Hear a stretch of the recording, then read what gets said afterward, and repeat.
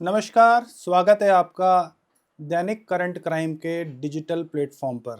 इस प्लेटफॉर्म पर हम समाज की उन शख्सियतों को लाते हैं जिनका समाज में एक बेहतर योगदान होता है, चाहे वो राजनीतिक रूप से हो, सामाजिक रूप से हो।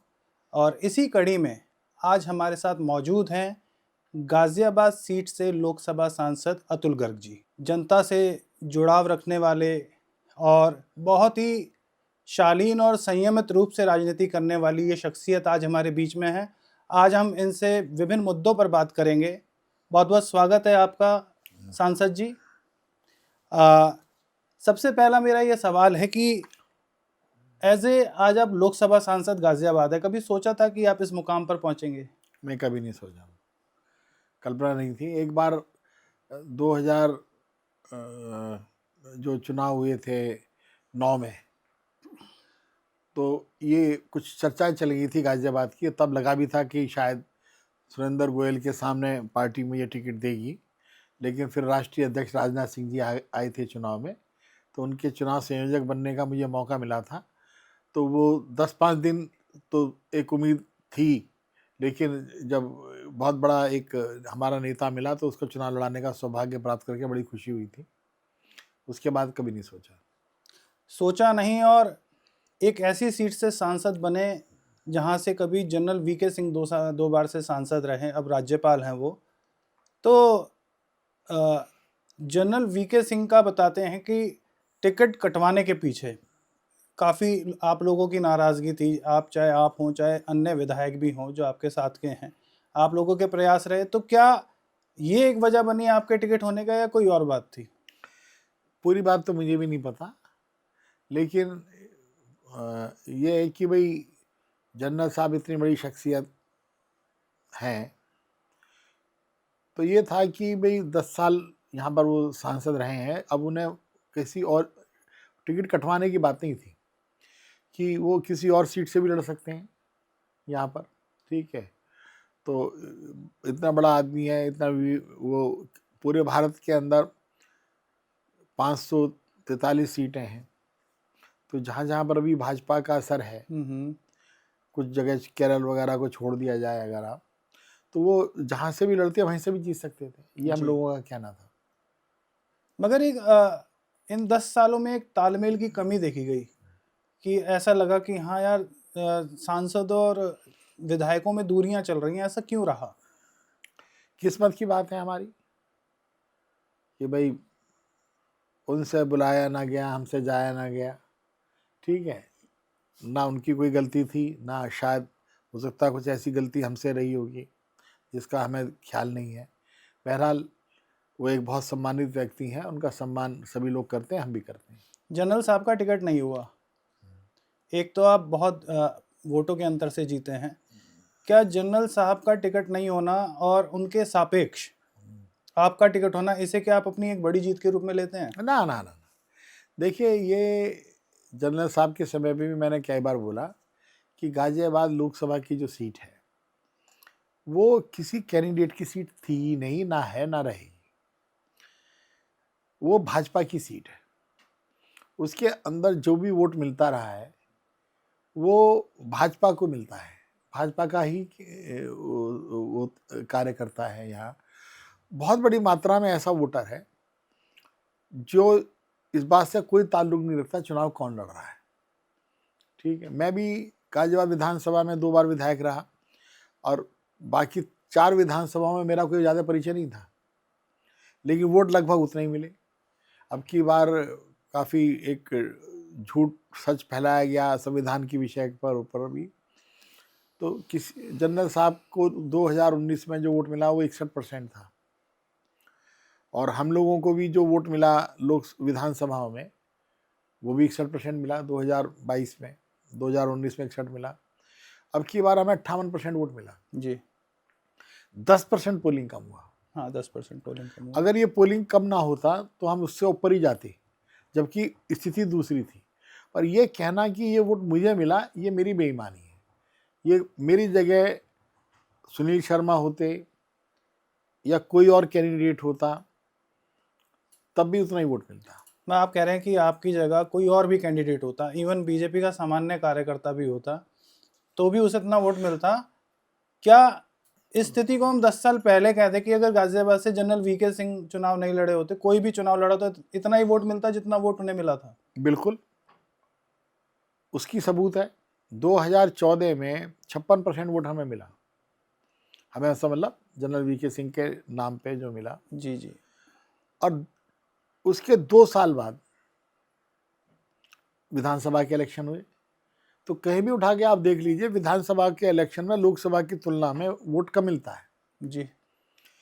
लेकिन आप चाहे सुनील शर्मा को देख लें, चाहे अजीत पाल जी को देख लें, चाहे अतुल गर्ग को देख लें, चाहे नंद किशोर जी को देख लें, चाहे उसको देख लें धर्मेश तोमर जी को, पांचों को उतना ही वोट मिला जितना वोट जी 2014 में मिला।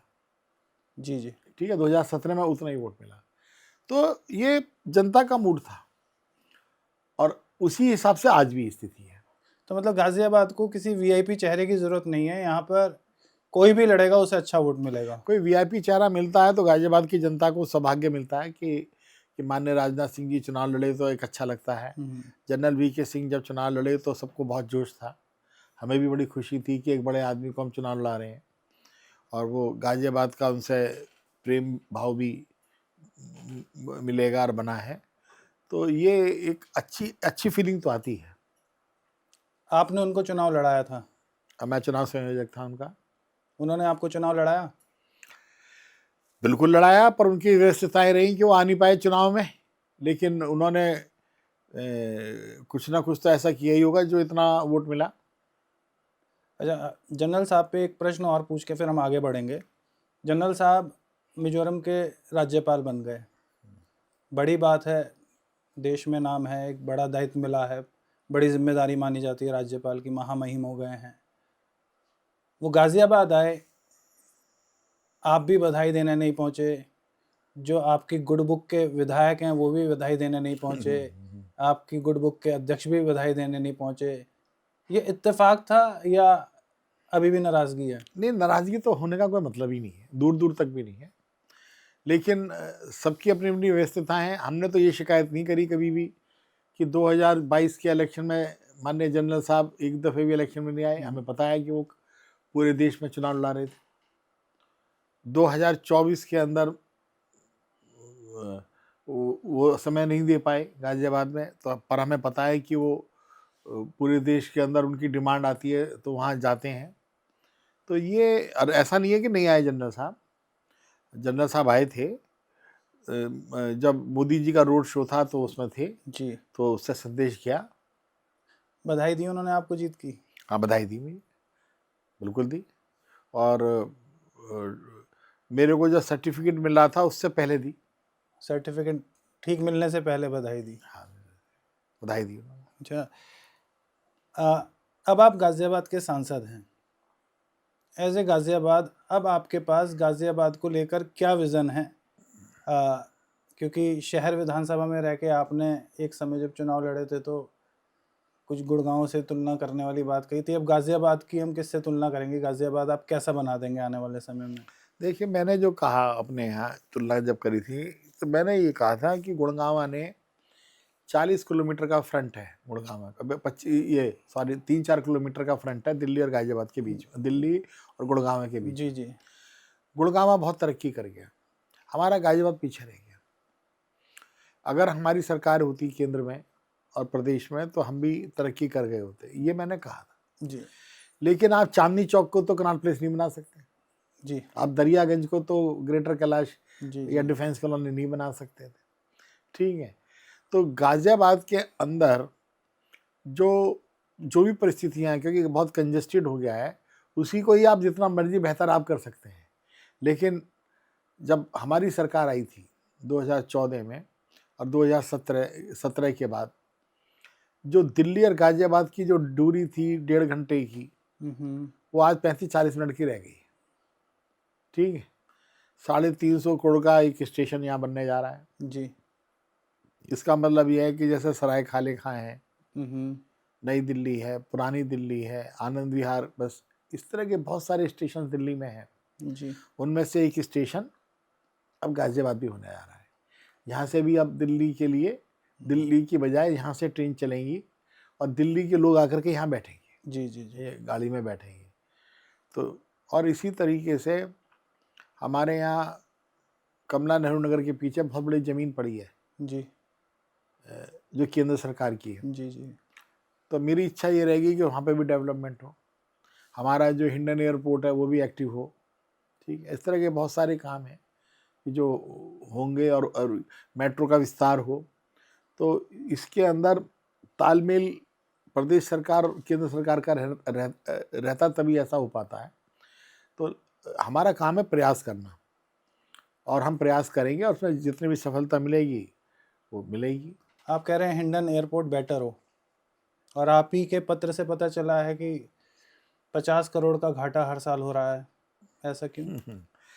अब कोई एक GMR नाम की कंपनी है, उसने स्टे रखा है, तो जनवरी में है शायद उसका डेट है, वो जैसी दूर होगी तो देखेंगे। और भी कुछ बातें ऐसी भी हैं जो आपको बताने वाली नहीं है, उस पर भी काम चल रहा है। जल्द बता देंगे, मतलब जब काम पूरा हो जाएगा। काम पूरा हो जाएगा तो दुनिया को पता पड़ जाएगा। अच्छा, आपका टिकट एक चमत्कार की तरह माना जाता है, किसी को नहीं पता था, और आप कहते हैं कि आपको भी नहीं पता था, आपके साथी विधायकों को भी नहीं पता था। कि मेरा ये कहना है कि कोई आपके हाथ पे सामने लाके गीता रख के कह दे कि आपको टिकट की जानकारी नहीं थी कि आपको हो रहा है, या आपने अपने साथियों से छिपाया, तो इसमें आप क्या कहेंगे? जो भी कहेगा उसका ये कहना, उसकी बात का बुरा तो नहीं मानना चाहिए, लेकिन कोई कारण झूठ बोलने का, अच्छा चलो मैं कहूँ कि मैं अपने पराक्रम से, अपने युक्तियों से मैं लेके आया, इससे मेरा क्या नुकसान हो सकता है? कोई नुकसान नहीं है। तो मैं झूठ क्यों बोलूँगा? ये ऐसा झूठ क्यों बोलूँगा मैं जिस जिस झूठ का मुझे कोई फ़ायदा नहीं है? ठीक है, तो हमारा काम है कि हम अपने को, अगर हम अपने आप को सच्चा समझ रहे हैं, कि हम कहेंगे हम सच्चे हैं और हमने ऐसी बात कही, और ये मेरा दुर्भाग्य है कि कोई मेरे को सच्चा ना समझे, तो मैं इस दुर्भाग्य पे दुखी होऊंगा। ठीक है, इसके सिवा और मैं क्या कह सकता हूँ? चलिए, ये आपको बहुत बहुत बधाई हो, जिस भी परिस्थिति में मिला हो। आज आप गाज़ियाबाद के सांसद हैं, मैनेजमेंट गुरु के तौर पर आपको जाना जाता है। सांसद बनने के बाद ऐसा क्या, मतलब पार्टी सुना है आप पे कुछ ज़्यादा ही मेहरबान हो रही है? आप राष्ट्रपति के साथ जाके विदेशी यात्रा कराते हैं, आपको अ, चंडीगढ़ का प्रदेश प्रभारी पार्टी ने बना दिया, दिल्ली का चुनाव पूरा का पूरा आपके हाथ में दे दिया, और क्या क्या होने वाला, और ये सब हो क्यों रहा है? मतलब इतनी मेहरबान क्यों हो रही है पार्टी आप पे? अभी तो यह पार्टी बताएगी कि मेहरबान हो रही है।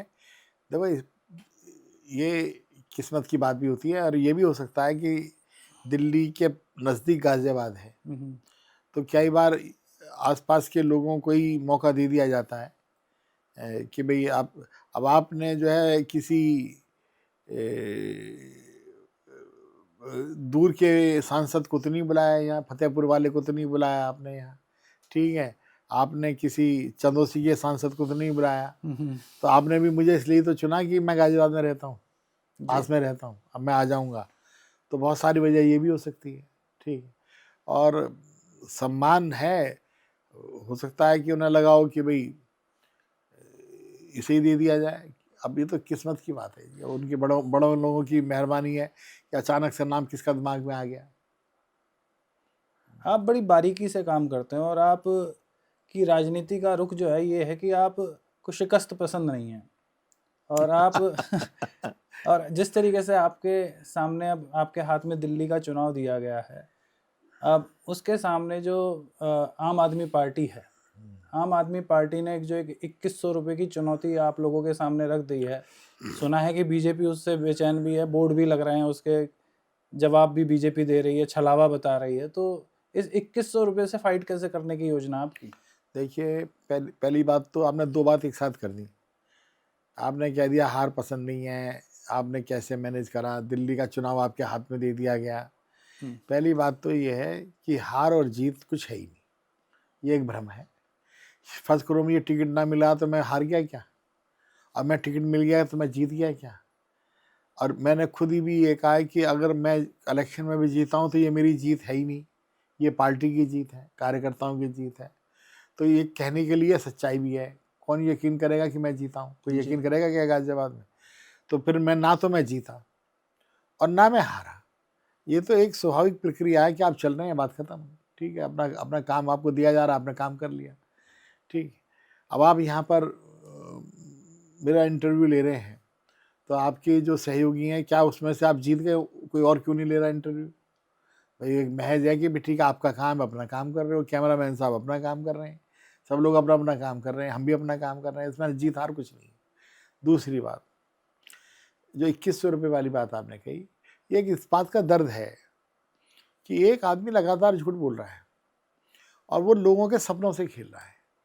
मैं आपको याद दिलाऊं कि किसी ज़माने में 2013 में एक आंदोलन हुआ अन्ना जी के नेतृत्व में, उसमें कहा कि एक अलग तरह की पॉलिटिक्स होगी जिसमें झूठ नहीं होगा, जिसमें सच्चाई होगी, लोकपाल बिल लाया जाएगा, भ्रष्टाचार नहीं होगा। तो लोगों को एक सपना एक आया कि एक उदय हुआ है एक राजनीति के एक नई सूरज का, कि जिसमें एक नई रोशनी होगी। लोगों का दिल टूटा। उसके बाद में फिर उन्होंने जो दूसरा इलेक्शन लड़ा,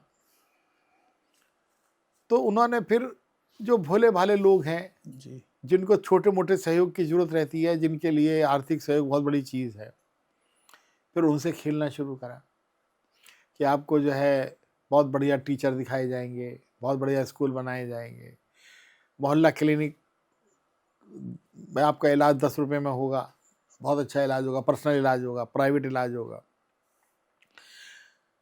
नतीजा क्या है? मोहल्ला क्लिनिक का प्रचार हुआ, क्या मोहल्ला क्लिनिक में डॉक्टर बैठता है? जो डॉक्टर बैठता है क्या उसकी तनख्वाह मिल रही है? ठीक है। आयुष्मान कार्ड आपने इसलिए नहीं लागू करा क्योंकि उसका 40% हिस्सा जो स्टेट को देना था, तो वो देना ना पड़े, तो आपने आयुष्मान कार्ड चालू नहीं करा। दुनिया में कितने ऐसे, भारत में ऐसे कितने स्टेट होंगे कि जिनको ये कहा दिया कोर्ट ने कि आपने दिल्ली को दिवालिया बना दिया। आज आप जो लोगों को हर रोज अब कुछ ना कुछ पैसा ऑफर करे जा रहे हो, 2100 रुपये आपने ऑफर कर दिया। ये ऑफर करना मिलना कोई बड़ी बात नहीं है, दिया जा सकता है, लेकिन उसके लिए आप पर इनकम बढ़ाने का दबाव होना चाहिए और इनकम बढ़ाने की आपको तरकीब आनी चाहिए, आपका विजन होना चाहिए, आपको काम करने का तरीका आना चाहिए। पंजाब में 1000 रुपये का ऑफर दिया गया जी, तो उनसे ये पूछ रहे हैं बीजेपी के लोग कि आपने जब पंजाब में 1000 रुपये नहीं दिया तो यहाँ 2100 रुपये कैसे दे दोगे? जी, और पंजाब के अंदर आपने वायदा करने के बाद 1000 रुपया 2 साल से ज़्यादा सरकार बने हुए हो गए हैं, आपने क्यों नहीं दिया अभी तक? जी, जी। तो क्या ये गलत है? क्या ये पूछना नहीं चाहिए? झूठ बोल रहे हैं केजरीवाल? झूठ भाई, ये तो पूछ अपने, ये तो मैं कह रहा हूँ, वही पहले वोट ले लो, पर बात की बाद में देखी जाएगी। पहले वोट ले लो, बात की बाद में। ये इस थ्योरी के ऊपर है। आपने कहा कि मैं फ्री भी पानी दूंगा, नाली का पानी दे दिया। हर गर्मियों के अंदर ये अभी भी टैंकों में पानी जाता है बहुत बड़ी बड़ी जगह पर। क्या ये सभ्य समाज की निशानी है कि टैंकों से पानी जाएगा, उसमें औरतें बच्चे अपना अपना पाइप डालेंगे, वहाँ मार पिटाई करेंगे जी, और उस पानी को लूटेंगे? ऐसा दृश्य होता है जैसे पानी को लूट रहे हो। तो ये पानी का अधिकार उनका नहीं था? हर घर हर जल की योजना है केंद्र सरकार की, वो क्यों नहीं लागू कर रहे आप? क्योंकि उसमें आपका जो हिस्सा है वो आप देने की स्थिति में नहीं है। आप 2100 रुपये दे करके भोली भाली जनता को बेवकूफ़ बना रहे हो। तो अगर कोई ठगी कर रहा हो तो आपका मन नहीं करेगा कि जिसे ठगा जा रहा है उसको आप अलर्ट करें, उसको आप अलर्ट करें? तो ये बात भाजपा कह रही है। भाजपा भी तो फ्री की योजनाएं देती है, राशन है और भी तमाम चीज़ें हैं, तो वो फ्री में दे रहे हैं तो क्या समस्या है? बिल्कुल ठीक। उनके फ्री में और हमारे फ्री में अंतर ये है कि जब मोदी जी फ्री में 80 करोड़ लोगों को राशन देते हैं, जब वो आयुष्मान देते हैं, जब वो 4 करोड़ लोगों को मकान देते हैं, तो देश की अर्थव्यवस्था बढ़ रही है, घट नहीं रही है। जी, पैसे की कमाई हिंदुस्तान के हर नागरिक को बढ़ा करके तब उसमें से वो खर्चा कर रहे हैं। और आप जो है गवर्नमेंट को दिवालिया करके झूठे वायदे कर रहे हो और खर्चा भी नहीं कर पा रहे हो। भाई आपने फ्री में पानी की घोषणा कर दी और पानी दे दिया नाली का, जिसको जो पानी का जो खर्चा है क्या है कि आपने जमुना जी से पानी निकाला जी, और उसको पहले साफ करा, और साफ करके फिर ट्रांसपोर्ट करके आपने घर घर तक आप ले गए जी। ठीक है। जमुना जी का हाल बुरा, आपने कहा था जमुना जी को हम ठीक कर देंगे, हाल बुरा है। जी बिल्कुल। जमुना जी का बिना साफ करे पानी आपने भेज दिया वहां, और जितने भी जल माफिया हैं उनसे आपने पैसे वसूल लिए इलेक्शन लड़ने के लिए, प्रधानमंत्री बनने के लिए, ऐशो आराम के लिए। तो क्या इन बातों को लाने का फर्ज नहीं है?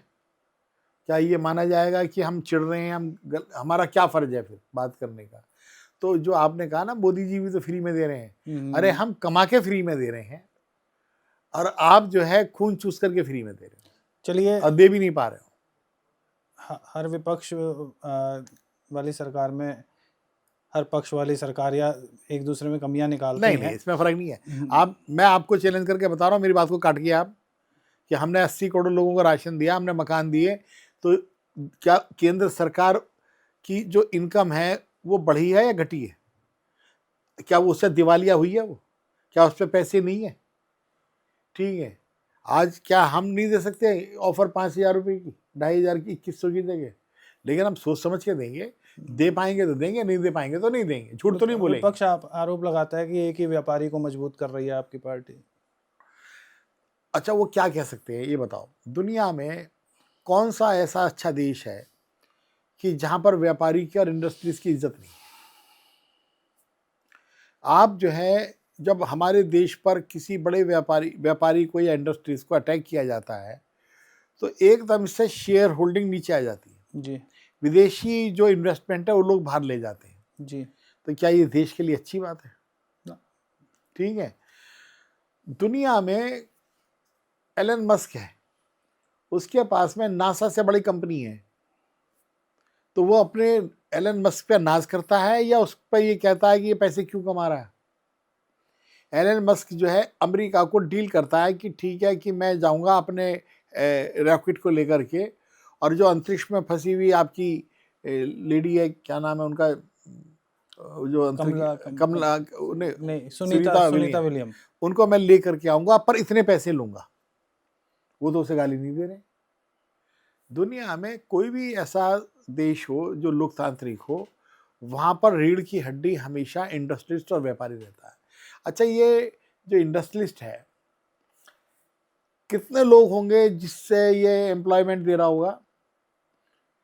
कितने बड़ा प्रोडक्ट ऐसे होंगे कि जो पहले विदेश से आते थे, अब विदेश से लेना हमने बंद कर दिया है, तो क्या देश का फायदा नहीं है इसमें? आपकी जो एक्सपोर्ट है वो व्यापारियों के अलावा और कौन कर रहा है भाई? और आप जो इंपोर्ट कर रहे हो वो भी तो किसी न किसी व्यापारी से कर रहे हो, वो भी तो किसी न किसी व्यापारी से कर रहे हो। तो आप अच्छा एक्सपोर्ट कर सको। अच्छा, ये जो व्यापारी हैं, इन पर पूंजी कहाँ से आ रही है? ये जो शेयर लॉन्च करते हैं तो लाइन लग जाती है कि मेरे को शेयर मिल जाए इस कंपनी का, तो क्या वो भी बीजेपी कह रही है कि जाके खरीदो शेयर? जी। इसका मतलब जैसे वोट लेकर के एक पॉलिटिशियन एमपी, एमएलए और प्राइम मिनिस्टर बनता है, ऐसे ही जो अच्छा व्यापारी है वो अपना शेयर बेच करके जनता के बीच में अपनी साख बनाता है। उसकी इज्जत होनी चाहिए। अडानी पे गर्व है आपको? अडानी पे नहीं, हर उस इंडस्ट्रीज पे गर्व है जो देश के लिए जॉब क्रिएट कर रहा है, देश के लिए पूंजी का निर्माण कर रहा है। चलिए, हम दिल्ली चुनाव पर बात कर रहे थे, आपने बहुत सारी चीज़ें बताई, और आपके जो जीत और हार के गुणा भाग होते हैं उसे आप बड़ी बारीकी से करते हैं, और काफ़ी हमारी जब आपसे व्यक्तिगत मुलाकातें होती हैं तो उसमें आप बड़े अच्छे अच्छे कैलकुलेशन निकाल के दिखाते हैं, और आप एक्यूरेसी में लगभग उतना ही निकल के भी आता है आंकड़ा। तो दिल्ली चुनाव में कितनी सीटें जीत रहे हैं आप, और क्या सरकार बन रही है भाजपा की? अब की बार सरकार बनाने की जो जिद है वो हमारी पार्टी ने नहीं ली है। अब की बार जनता अड़ी हुई है कि अब की बार इस झूठे आदमी को सत्ता से बाहर करना है। आपके पास ऑफर क्या है? उनके पास 2100 रुपये हैं। देखिए, हमारा घोषणा पत्र भी आने वाला है। हमारे पास ऑफर जो है वो ये है कि हम जो कहेंगे करेंगे, और हमने किया है, इतिहास गवाह है। जो भी कहा उससे ज्यादा दिया है। कभी किसी इलेक्शन में यह ऑफर नहीं दिया था कि हम अनाज फ्री देंगे जी, लेकिन हमने कोरोना काल से शुरू कर आज तक दे रहे हैं। जी। इतना कुछ, कोई सा ऐसा क्षेत्र देख लो आज की डेट में। एक स्कीम दी है अभी मोदी जी ने कि जो भी ट्रेन बच्चे हैं, जी यदि वो अपना व्यापार करना चाहते हैं, उन पर ट्रेन सर्टिफिकेट है, तो उन्हें 5 लाख रुपए बिना किसी गारंटी के मिलेंगे। हमारे आने के बाद में एजुकेशनल लोन मिला। पहले लोग कहते थे हमें इंजीनियरिंग करनी है, डॉक्टरी करनी है, एमबीए करना है, हम पे पैसे नहीं है जी और बैंक फीस बहुत महंगी है। बैंक में जाओ, सर्टिफिकेट दिखाओ, पैसे लो, नौकरी लग जाए, पैसे दे दो, धीरे धीरे करके। ये सब हमारे शासन में तो हुआ ना, शुरू हुआ, ठीक है। चौड़ी सड़कें बनी। कौन सा काम ऐसा है कि जो हमने कहा हो ना कराओ? उस एक आध काम गिना दो आप हमारे। तो दोनों में जमीन आसमान का फर्क है कि वो झूठ बोल के ये किन प्रकार ने सत्ता में रहना चाहते हैं और एक ऐशो आराम की जिंदगी वो जीना चाहते हैं। सत्ता का सुख के लिए वो आए हैं और उसका सबसे बड़ा सबूत है कि अपने मकान को अंदर उन्होंने जितने भी आसपास की बिल्डिंगें थी उन सबको गिरा करके 20 एकड़ का मकान बनाया है। जी ठीक है। जितने सरकारी मकान बने हुए थे सबको गिरा दिया गया और केवल 1000 गज के जगह पर 68 करोड़ रुपए लगा करके बनाया गया। अब कोई तो कहता है कि सोने का टॉयलेट है, पर टॉयलेट सोने का हो ना हो, पर ये वाला टॉयलेट जरूर है कि उस पर बैठोगे तो आपको वो गर्म लगेगा सर्दियों में। अच्छा हाँ, ये तो तय है। ठीक है। और शायद उस टॉयलेट में ऐसी भी कोई खूबी हो कि अगर टॉयलेट में अगर पेट में कब्ज हो जाए तो उन्हें कायम चूरन नहीं खाना पड़ेगा। अच्छा ठीक है, हाँ, वो भी उसमें हो सकता है कोई खूबी हो। ठीक। 8-8 लाख के पर्दे हैं। शर्म नहीं आई आपने खरीदते हुए कि भाई आप 8 लाख के पर्दों में रहोगे? तो आप एक आम अन्ना के चेले हो आप। और आज तक उन्होंने इसका जवाब नहीं दिया है किसी चैनल पे, किसी टीवी पे। भगवान ऐसा बेटा किसी को ना दे। ठीक है। अच्छा, आपकी गाजियाबाद से आने वाली बात पे ही बात आती है निकल के कि लोग तो कह रहे थे स्थानीय कैंडिडेट चाहिए, स्थानीय होना चाहिए, स्थानीय भी दे दिया। यहाँ तो स्थानीय ही उठ के दिल्ली में चले गए, शिफ्ट हो गए। अब लोग कह रहे हैं कि बताओ अच्छा जिताया। एक आदमी का नाम बताओ जो कह रहा हूँ, एक का नाम सुबह से शाम तक।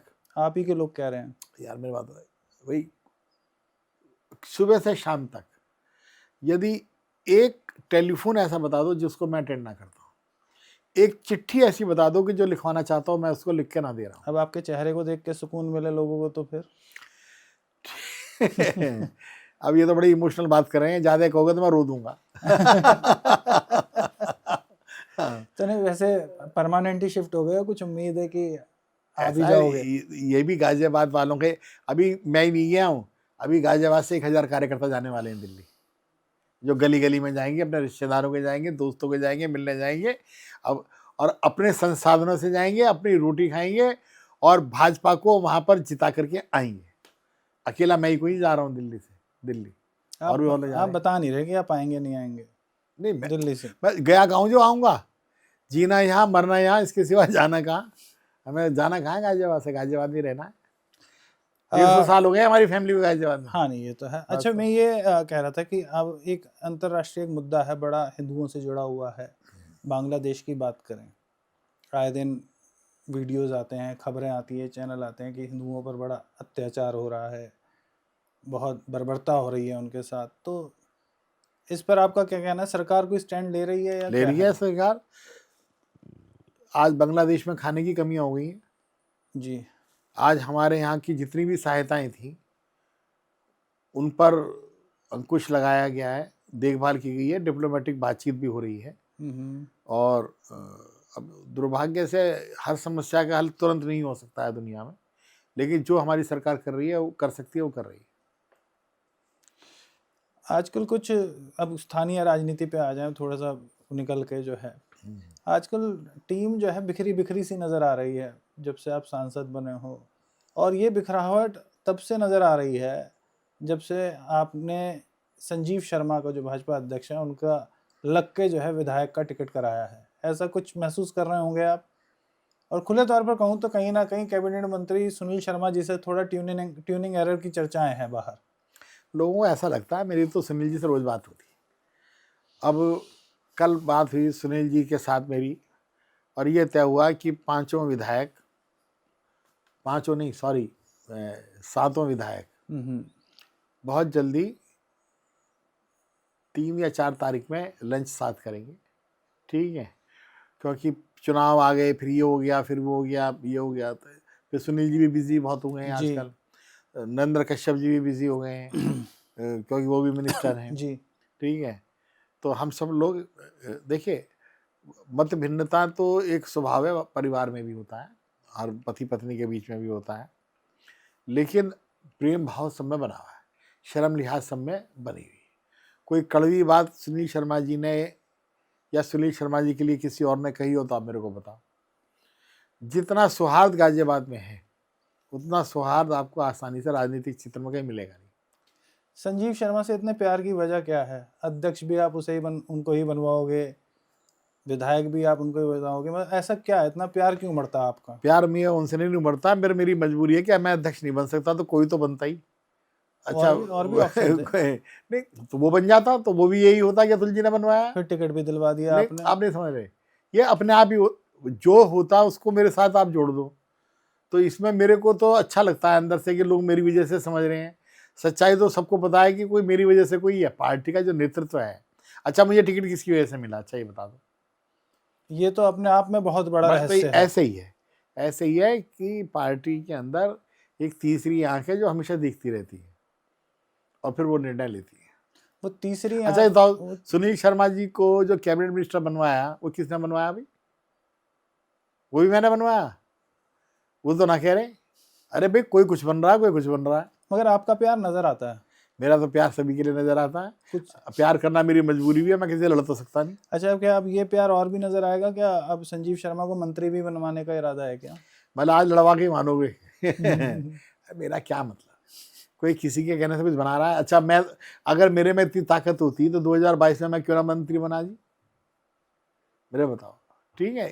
कोई मेरी हैसियत होती तो मैं खुद ना बनता मंत्री, तो सुनील शर्मा जी क्यों बनते? अरे कोई शक्तियां हैं जो देखती रहती हैं चारों तरफ। तो वो शक्तियां आप में भी तो पार्टी ने डाल रखी हैं, आप भी जो अरे फैसले कुछ ले ना रहे पता हो। भाई साहब, 2029 में हो सकता है कि ये सुनील शर्मा को ही एमपी बना दें, ये टिकट भी ना दें।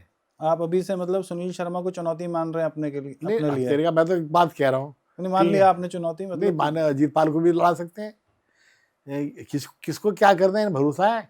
पार्टी जो है रोज नए नए कार्यकर्ताओं को निर्माण करती है, एक का ज्यादा से ज्यादा लोगों को आगे लेके आती है। कोई ये बीजेपी है, ये कोई ऐसी पार्टी नहीं है कि भाई इसका किसी का पट्टा लिखा गया। या भाजपा में बताया जाता है कि यहाँ पर अगर एक चुनाव जीत जाओ तो जो जो विधायक है या सांसद है वो अगले चुनाव की तैयारी में लग जाते हैं। तो क्या आप भी इसी तैयारी के साथ आगे बढ़ते हो? क्योंकि अब महानगर अध्यक्ष का मामला चल रहा है, महानगर अध्यक्ष पार्टी को नया मिलना है, तो जाहिर सी बात है कि कोशिश होगी कि आपकी अपनी पसंद का महानगर अध्यक्ष बनवा दूं। देखिए, जो भी महानगर अध्यक्ष आएगा, जो भी आएगा, वो पार्टी का कार्यकर्ताओं को या आसमान से बाहर से तो आएगा नहीं। कम से कम 5-10 साल जिसने काम किया होगा, खून पसीना बहाया होगा, जो योग्य होगा उसी बनाएंगे लोग महानगर अध्यक्ष। और जो भी योग्य व्यक्ति है, अच्छा व्यक्ति है, वो मेरे नज़दीक हो गई होगा, वो सुनील शर्मा के नज़दीक हो गई होगा, वो अजीत पाल के नज़दीक हो गई होगा, तो क्योंकि उसे पार्टी चलानी है, ठीक है। तो इसके अंदर इसको कोई व्यक्तिगत रूप से, अब उसमें से चुनाव किसका करेंगे लखनऊ के अंदर बैठ कर के लोग, तो उन्हें पूरे उत्तर प्रदेश को देखना होता है।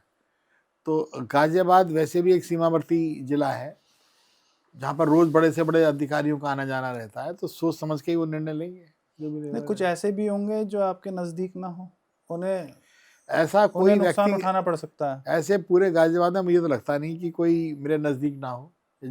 अच्छा, वो मेरे नज़दीक नहीं होगा तो वो जाने, मैं तो सबके नज़दीक हूँ, मेरा तो कोई पराया ही नहीं है। अच्छा, कार्यकर्ताओं को डरने की ज़रूरत तो नहीं है? बेसिकली जब कोई व्यक्ति ताकत में आ जाता है, ये जनरल साहब के स्वागत में भी दिखाई दिया, एक मैसेज चला गया कि कार्यकर्ता डर गया कि वो अगर वहाँ स्वागत के लिए चला जाएगा तो यहाँ पर जो कहीं विधायक हैं या आप हैं, कोई बुरा ना मान जाए, उसकी राजनीति पे ग्रहण ना लग जाए कि अरे अब तू अच्छा वहाँ गया था। भले ही उसके मुंह पे ना कहें, मगर एक बैरियर लग जाएगा, एक खामोश सा बैरियर जो उसे परेशान करेगा। तो ऐसे किसी कार्यकर्ता को डरने की जरूरत तो नहीं है। मुझे तो लगता नहीं कि ये खबर आप पे सही है कि लोग नहीं गए। मेरे को तो ये पता पड़ा 2100 लोग उनको बधाई नहीं। दे के आए। और मुझे उस एक आदमी का नाम बता दो कि जनरल साहब ने के यहाँ जिसने चाय पी हो, या जनरल साहब ने जिसके यहाँ जाके चाय पी और वो उनका स्वागत करने ना गया हो। ठीक है, इसका मतलब यह है कि कोई ऐसा नहीं है कि कोई डर के नहीं गया। हर एक की अपनी अपनी अपनी प्रेम भाव है हर एक का। यदि किसी को प्रेम मिला है तो ऐसा कोई व्यक्ति नहीं है कि जो वहाँ ना गया। नहीं, कार्यकर्ता कहीं भी जाए आपकी तरफ से कोई उसे आज की राजनीति का जो माहौल चल रहा है उस हिसाब से डरने की जरूरत नहीं है। भाई जो जो डरता है कार्यकर्ता, तो वो सच पूछो तो वो इसका मतलब उसका आत्मविश्वास ठीक नहीं है। कोई भी कार्यकर्ता हो उसे सब जगह जाना चाहिए और सबको सम्मान देना चाहिए। सब बड़े लोगों को सम्मानित भी करना चाहिए। अच्छा, उनका फर्ज है जाने का और जाना चाहिए। एक बारी फिर से घूम के लोकसभा में पहुंचते हैं। बहुत जल्दी जल्दी अपने प्रश्नों को खत्म करूंगा। संसद अभी अखाड़ा बना बाबा साहब अम्बेडकर को लेकर। गृह मंत्री जी के शब्दों को विपक्ष ने जिस तरीके से पकड़ा, भगवान वाली कोई बात आई, और उसके बाद कुछ धक्का मुक्की का भी आरोप लगाया भाजपा ने राहुल गांधी जी के ऊपर। तो इसे आप किस तरीके से कनेक्ट कर रहे हो कि क्या चल क्या रहा है संसद के अंदर, और बाबा साहब को लेकर जो ये पूरी राजनीति इस टाइम पे चल रही है, इसका संदेश क्या है, इसके संकेत क्या हैं? देखिए, बाबा साहब हो, किसान हो, मजदूर हो, इन्हें तो हर रोज एक नया बहाना चाहिए। इन्हें किसी से ना प्रेम है। अच्छा ये बताइए कि बाबा साहब अम्बेडकर के नाम पर कांग्रेस ने कितने एयरपोर्ट बनाए, कितने बड़े बड़े संस्थान खड़े करे गए। ये सब चीज़ें जो हैं, और अभी उन्होंने उसके ऊपर भी मनमोहन सिंह जी के, स्वर्गीय मनमोहन सिंह जी के ऊपर भी फजीता काटा, और उसके बाद में वो विदेश यात्रा में छुट्टी मनाने चले गए। 7 दिन का राष्ट्रीय शोक है, 7 दिन का राष्ट्रीय शोक है, और आप नेता विपक्ष हैं, तो क्या आप सरकार नहीं है? जी जी बिल्कुल। भाई, हाँ, leader of opposition is part of the government और नॉट? तो राष्ट्रीय शोक में आप मस्ती करने बाहर जाएंगे? समझे भाई? जी जी, मस्ती करने गए हैं वो बाहर। मतलब छुट्टी मनाने गए, मस्ती मस्ती किस तरीके की भाई, मस्ती? छुट्टी आप मस्ती, आप भी बर्फ में खेलना, कॉफी चाय पीना, डांस करना, ये मस्ती होती है और क्या होता है? आपको पता है कि वो डांस करने गए हैं? यार छुट्टी पे गए ना। अच्छा, छुट्टी पे क्या करेगा? नोबेल पढ़ेगा आदमी जाके, बस बांसुरी बजाएगा? भाई कुछ तो, मैं जैसा करता हूँ मैं तो वो बता रहा हूँ ना, कि भाई हम जो है अगर पहाड़ पे जाते हैं तो हम बर्फ में खेलते हैं, ठीक है, और अपना बच्चों के साथ भी नाचते कूदते हैं। तो ऐसी मैं सोचता हूँ कि ऐसी करते होंगे वो भी, मुझे क्या पता क्या करते हैं, मेरे साथ भी ले गए वो। पर मैं कह रहा हूँ गए तो छुट्टी पे है ना, इधर तय है ना। तो छुट्टी पे आदमी मस्ती के लिए करने तो जाता है, और क्या के लिए जाता है? अच्छा, नए साल पे आप कहाँ जाएंगे, क्यों जाएंगे ये बताइए? अरे नए साल। नए साल पे आप, कुछ लोग तो पूजा करने वृंदावन जाते हैं, जी कुछ लोग राम मंदिर के अयोध्या भी जाते हैं, जी कुछ जी, लोग हाँ, कुंभ के धार्मिक मेले पे स्थल। जाते हैं। वो कहाँ गए? उस देश का नाम बता दीजिए आप। भाई वहाँ समुद्र के किनारे जाएंगे। शायद वो संदेश देना चाहते हो कि बीजेपी आस्था के नाम पर वोट लेती है, इसलिए हम अपना दूसरा रास्ता अब ये देखें। आपकी नॉलेज ज़्यादा अच्छी है। आप ये भी कह सकते हैं कि वो क्योंकि इतने ज़्यादा शोकाकुल हो गए तो उन्हें उन्हें हिंदुस्तान में रहना मुश्किल हो गया उनका, उन्हें बहुत याद आ रही थी। जी तो ऐसा है कि कोई कुछ भी कहे, मैं जो बात कह रहा हूँ ये भी मुझे नहीं कहनी चाहिए, ये स्तर नहीं है। और जो वो कह रहे हैं उन्हें भी नहीं कहनी चाहिए। ये धीरे धीरे एक दूसरे की कहा सुनी में पार्लियामेंट का और राजनीति की गरिमा बहुत कम हुई है, और ये एक हताशा निराशा का वातावरण है अपोजिशन में कि वो संसद नहीं चलने देते। जी क्वेश्चन आवर में सबसे ज़्यादा इच्छा होती है अपोजिशन के सवालों का जवाब गवर्नमेंट को देना होता है। जी। एक तरीके से उनसे जवाबदेही होती है। वो क्वेश्चन आवर नहीं चलने देते। क्यों नहीं चलने देते, कभी सोचा है आपने? क्योंकि जो वो सवाल करते हैं उसका जवाब ऐसा होता है कि उससे जो सरकार है उसकी तारीफ होती है। आप, दो व्यक्तियों के बारे में आपसे पूछूंगा। आप लोकसभा के सांसद हैं, आपके नेता प्रधानमंत्री नरेंद्र मोदी हैं। अगर 2 वाक्यों में या 3 वाक्यों में उन्हें आप डिफाइन करना चाहेंगे तो क्या कह के कहेंगे? उनके लिए क्या कहना चाहेंगे आप? किसी जमाने में इंदिरा जी ने वाक्य बोला था, जब आपका जन्म नहीं हुआ होगा, जी। दूरदृष्टि, पक्का इरादा। ठीक है, एक लाइन और थी, वो मेरे को याद नहीं आ रही। तो नरेंद्र मोदी जी दूरदृष्टि वाले और पक्के इरादे वाले व्यक्ति हैं। कहा इंदिरा जी ने, करके वो दिखा रहे हैं। अब आप गाजियाबाद के निवासी हैं, यूपी के निवासी हैं, और उत्तर प्रदेश के मुख्यमंत्री के तौर पर, यूपी के निवासी के तौर पर आप उनके मंत्रिमंडल का हिस्सा भी रहे हैं, 2 बार विधायक रहे हैं, 2 बार। तो योगी जी के बारे में अगर 3 वाक्य या 2 वाक्यों में कुछ कहना चाहेंगे तो क्या कहना चाहेंगे?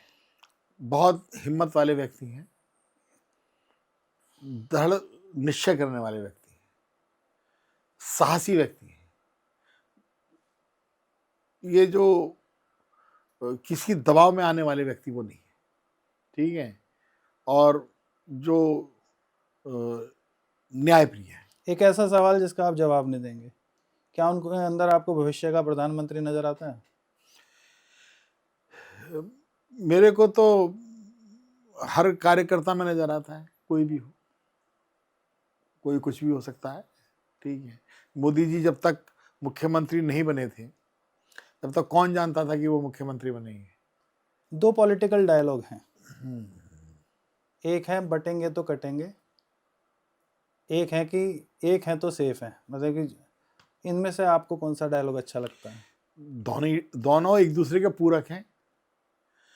अगर दोनों को जोड़ लिया जाए तो यही तो कह रहे हैं भाई, बटोगे तो कटोगे, एक रहोगे तो सेफ रहोगे। तो ये एक ही डायलॉग की, एक ही वाक्य की एक लाइन एक ने बोल दी, दूसरी लाइन दूसरे ने बोल दी।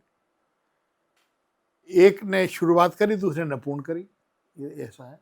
तो दोनों मतलब कि एक दूसरे के पूरक हैं। एक दूसरे के पूरक है। गाजियाबाद की पुलिस कमिश्नरेट के अंदर कानून व्यवस्था कैसी चल रही है, कुछ प्रकाश डालेंगे? पहले से कई गुना बेहतर, और लोकतंत्र के अंदर 100% रिजल्ट कहीं नहीं आते, कोई ना कोई कमी तो रही जाती है। तो गाजियाबाद के पुलिस कमिश्नर की जो वर्किंग है वो आपको बेहतर लगती है? मतलब मैं उत्तर प्रदेश की पुलिस की तारीफ कर रहा हूँ, मैं गाजियाबाद की बात कर रहा हूँ। मैं उत्तर प्रदेश का भाग गाजियाबाद भी है, मैं पूरे उत्तर प्रदेश की तारीफ कर रहा हूँ। मैं गाजियाबाद के लोग, देखिए, मैं सांसद हूँ, मेरी बात सुनिए आप। तो मेरा फर्ज ये है कि अगर मैं क्रेडिट दूं तो बांट के ना दूं। जो सच्चाई है वो पूरे उत्तर प्रदेश में आपको गाजियाबाद ही मिलेगा, कहीं भी आप जाओ। लखनऊ में भी गाजियाबाद मिलेगा, और गाजियाबाद में लखनऊ मिलेगा। नोएडा की क्या कम अच्छी है, क्या मेरठ की कम अच्छी है? तो सभी जगह आपको वातावरण एक सा है, क्योंकि हमारा नेता स्ट्रांग है। मैं 6 जनप्रतिनिधियों की बात कर रहा हूँ, 2-2 शब्दों में उनके व्यक्तित्व के बारे में बता दीजिए। सुनील शर्मा बहुत हंसमुख, मीठा बोलने वाले व्यक्ति हैं, और बहुत संवेदनशील हैं, ठीक है। मेयर और नंद किशोर जी बहुत एग्रेसिव हैं। जैसे भगवान राम के साथ में लक्ष्मण जी थे, तो लक्ष्मण जी को छोटी सी बात पे भी गुस्सा आ जाता था। तो ऐसे हमारे नंद किशोर जी हैं कि भाई वो एकदम से अपनी बात वो बोल देते हैं। अजीत पाल जी बहुत शांत स्वभाव के और अच्छे, बहुत ही अच्छे व्यक्ति हैं, लोगों से मिलते जुलते हैं, एक एक व्यक्ति से उनका व्यक्तिगत संबंध है, ठीक है। और ये संजीव शर्मा तो अभी नए जीते हैं, पता पड़ेगा अगले 1 साल में उनके बारे में, तभी से कुछ कहना ठीक नहीं है, ठीक है। उनके बारे में तो जो कहना था आप इतना ही कह चुके हो। नहीं, एज ए विधायक, आपने एज ए विधायक कहा ना। जी जी, हाँ, ठीक है। सुनीता दयाल जी? सुनीता दयाल जी जो निर्णय ले लेती हैं वो करके मानती हैं, ठीक है, किसी के दबाव में वो आती नहीं है। नरेंद्र कश्यप जी? नरेंद्र कश्यप जी इतने मीठे व्यक्ति हैं कि उनसे कुछ दिन साथ रह लो तो शुगर होने का डर रहता है, और हर एक को बहुत प्रेम देते हैं, स्नेह देते हैं, सम्मान देते हैं। दिनेश गोयल जी? दिनेश गोयल जी बहुत शांत स्वभाव के हैं, ना काहू से दोस्ती, ना काहू से बैर। वो अपना पूजा पाठ में, ईश्वर में, उन भक्ति में उनका बहुत ध्यान है, और कोई भी घर जाता है तो उसका आदर सत्कार वो करते ही हैं। धर्मेश तोमर जी? धर्मेश तोमर जी से बहुत ज़्यादा मेरा, क्योंकि थोड़ा सा जिला फर्क पड़ जाता है तो रोज़मर्रा का रास्ता नहीं है, लेकिन जनता के लिए हर टाइम सड़क पर रहते हैं, हर टाइम तैयार रहते हैं। दो चेहरे ऐसे हैं जिनके बारे में मैं आपसे पूछना चाहूँगा कि आप उन्हें राजनीति के किस मुकाम पर देखना चाहते हैं। पहला चेहरा है मयंक गोयल, भाजपा के क्षेत्रीय उपाध्यक्ष हैं। हमेशा आपके सामने उन्होंने टिकट मांगा है, चाहे विधानसभा का हो, लोकसभा का हो। दूसरे चेहरे जो आप ही के साथ रहते हैं, ललित जायसवाल जी। हमेशा राजनीति में कोई चुनाव आता है, उनका नाम एकदम ऊपर जाता है, एकदम नीचे आता है। तो इनका राजनीतिक भविष्य, पहले मयंक गोयल फिर ललित जायसवाल जी के बारे में बता दीजिए। देखो, मयंक गोयल बहुत प्यारे व्यक्ति हैं और बहुत भोले हैं, और उनकी जो कनेक्टिविटी है वो शानदार है। मतलब मैं ये कहूँगा कि वो हर एक आदमी से उनका मिलना जुलना, आना जाना रहता है। और ये एक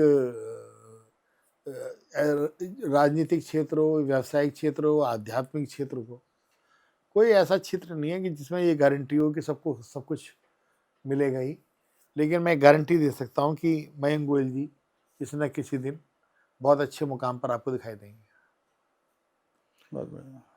दूसरा नाम ललित जायसवाल।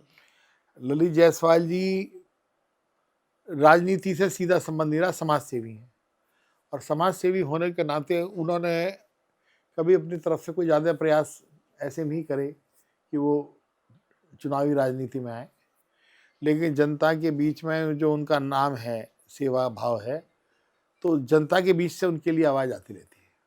जनता के बीच से उनका कोई राजनीतिक दिखाई देता आपको भविष्य कि हाँ कुछ राजनीति में कभी इनको कुछ मिलेगा? जो उन्हें मिला है वो किसी से कम तो नहीं मिला। इतना स्नेह, इतना सम्मान, इतना प्यार, इतनी ऊंचाई उन्हें मिली है कि जनता उनको अपने सिर पे बैठा के रखती है। तो ये साहब छोटा क्यों मान रहे हैं, मेरे को ये समझ नहीं आई। ठीक है, उनकी इस समय करीब 68 साल की आयु है, मैं और वो दोनों ही समकक्ष हैं। तो भाई किसी को कुछ मिला, किसी को कुछ मिला, उसमें है क्या। अच्छा, मैंने आज सबके बारे में पूछा, दो शब्द करंट क्राइम के बारे में भी कह दीजिए। करंट क्राइम में एक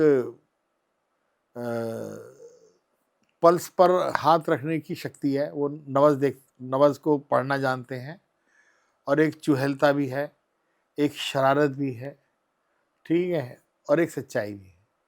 तो ये सब मिला जुला करके अगर सबको मिला दिया जाए आपस में, फिर उसमें से जो रस निकलेगा उसका नाम करंट क्राइम है। बहुत बहुत शुक्रिया सांसद जी, आपने दैनिक करंट क्राइम की तारीफ़ की, और आपने राजनीति के हर पहलू पर इतनी सुंदरता और इतनी बारीकी से जवाब दिए, उसका तो कहना ही क्या। और राजनीति के हर मुकाम पर आप और शीर्ष पर जाएं, और इसी तरीके से गाज़ियाबाद का विकास करते रहें, आपका नाम और बड़ा होता रहे, और दिल्ली चुनाव में जिस मिशन पर आप आगे बढ़ रहे हैं उस पर आपको सफलता मिले, ऐसी कामना हम आपके करते हैं। बहुत बहुत धन्यवाद।